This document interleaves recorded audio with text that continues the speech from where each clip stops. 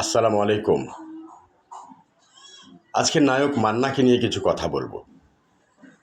নায়ক মান্না এমন একজন লোক ছিলেন যাকে ভোলা যায় না।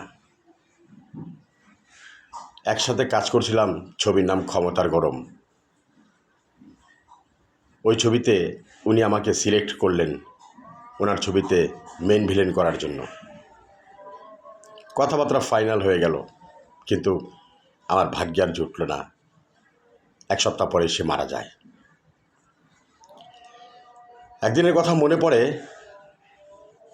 কারণ বাজার তিতাস গ্যাসের সামনে আমি দাঁড়ানো, বেলা বাজে 2টা। এফডিসি থেকে বের হলাম, বাসায় যাব। ঠিক তখনই মান্নার গাড়িটা এসে থামলো। একটু জ্যাম ছিল। হঠাৎ আমাকে দেখলো, দেখে বলল, কী ব্যাপার, আপনি এখানে কেন? আমি যে ভাইয়া দাঁড়িয়ে আছি গাড়ির জন্য, বাসায় যাব। বাসা কোথায়? পুরান ঢাকায়। এই রোদের মধ্যে দাঁড়া থাকলেন। পকেট থেকে মানিব্যাগটা বের করে আমাকে 500 টাকা দিলেন, দিয়ে বললেন একটা সিএনজি ভাড়া করে চলে যান। আমাকে আপনি করে ডাকতেন এবং আমাকে অনেকেই শ্রদ্ধা করতেছে। যখনই এফডিসিতে আসতেন কোনো শুটিংয়ে, আমাকে খুঁজতেন আগে।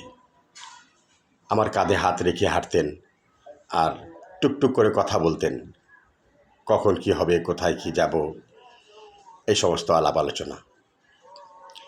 আসলে এমন একটা লোক পৃথিবীতে আর আসবে না। ওকে মহানায়ক বলা যায়, শুধু নায়ক না। মান্না সবার হৃদয়ের মাঝে আছে। আমি দোয়া করি আল্লাহ যেন তাকে বেহেশতে নসিব করুক। মান্না সবার হৃদয়ে মিশে থাক। আপনারা সবাই মান্নার জন্য দোয়া করবেন।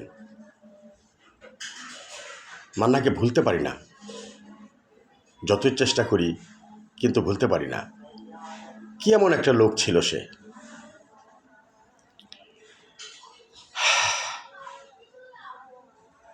ভালো থাকবেন, সুস্থ থাকবেন সবাই।